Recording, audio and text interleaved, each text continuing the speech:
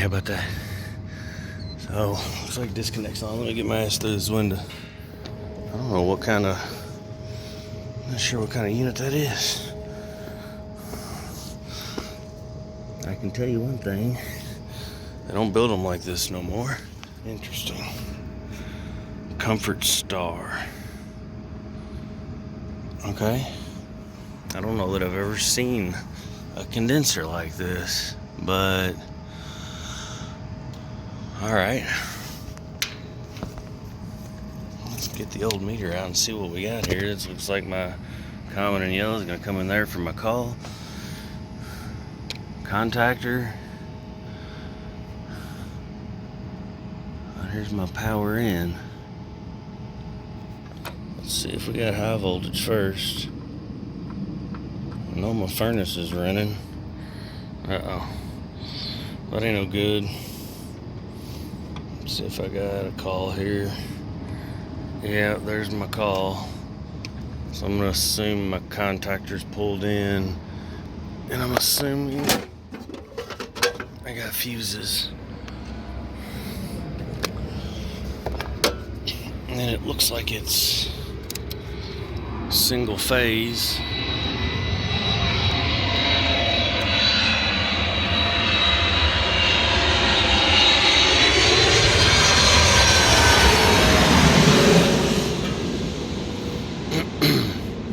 You tell them near the airport. So that fuse is closed. And that fuse is closed. That fuse is closed. I can see the single phase. I got 2 legs,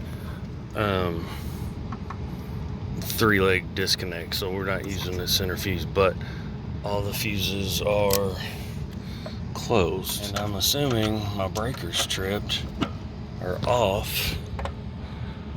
So no power. That's weird. Let's go back to continuity and just see if I got any dead shorts. Those are 50 amp fuses. Max fuse size 50 amps. So that should be right.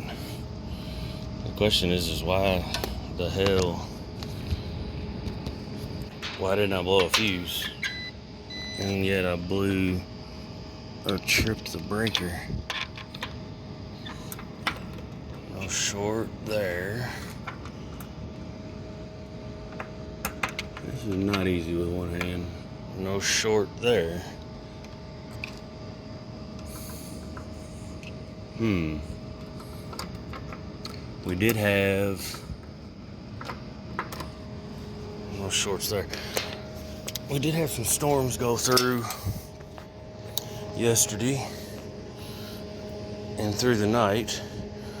So it's possible that something weird happened there. This is an oddball unit. Locating the breaker is going to be interesting. I don't know. An old building like this, good luck. So I'm just gonna check everything before I go search for this breaker. It might take me a while. So they're 40s. Looks like they just ran together rather than using an 80. I don't know. I've never seen a condenser like this. Being a Comfort Star, it looks like it's built really well, better than most of your basic junk condensers that you buy these days. This is an R22. Fan motor spins. The only thing I did notice is the fan blade looks like, if y'all see that crack's not terrible, but it's right on that.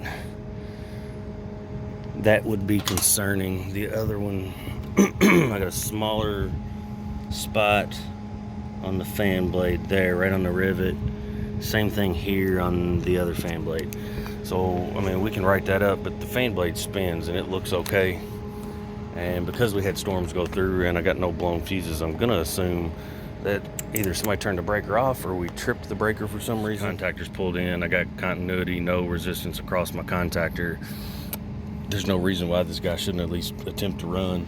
That is truly tripped, and that's a 60 amp. So we tripped a 60 amp breaker and didn't blow a 50 amp fuse.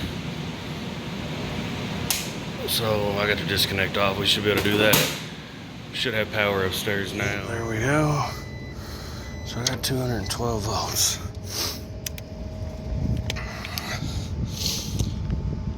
I guess let's roll the dice. Let's I mean, the compressor's obviously this was an electrical issue. I mean, I'm in an industrial plant, in an industrial park where weird power stuff can happen. And so it's possible either my compressor's locked up because I didn't have any dead shorts, or we just had a power issue with the storms. I'm gonna let this guy go by first so I can hear it when I turn it back on. Everything's hooked back up. My capacitors are good. We'll see what it sounds like. I feel like they're coming right at you.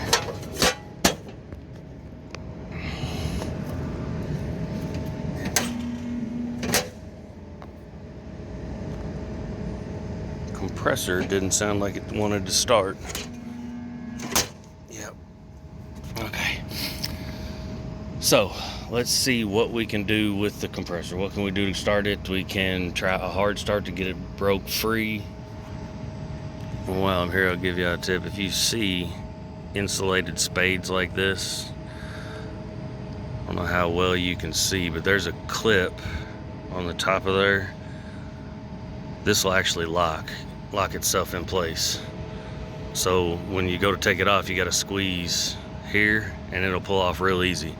If you just go pulling these like normal spades, like this normal spade, this will not pull off.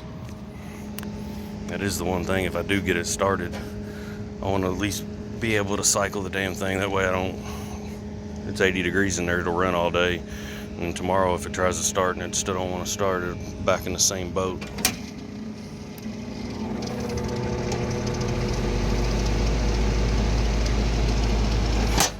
You can hear it. It sounds like it wants to run. It sounds like there's damage inside of it. So I got my fan disconnected so we can try to hear the compressor, listen to it grumble.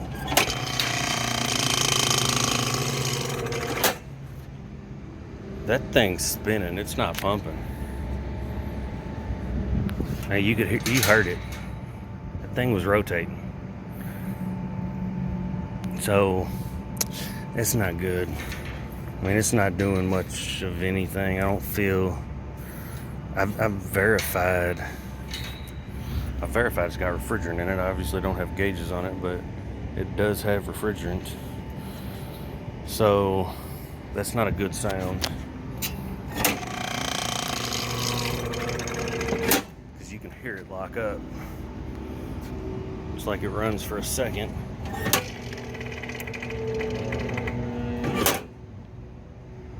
Tries to run for a second and then locks up.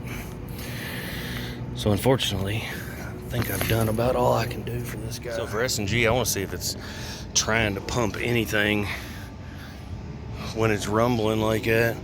It's not overly hot. Of course, I haven't let it run, but I just want to see if it's trying to pump anything. It's not going to matter. I mean, the hard starts are on there. I put both of them on there. We're just going to give it as much juice as I can. We're gonna have to call this one, but let's see if it even tries to pump, because I have a feeling the bearings and the valves are bad. Look at that. Locked up. She's trying to pump, but will not. And I'm gonna assume what happened. This goes down.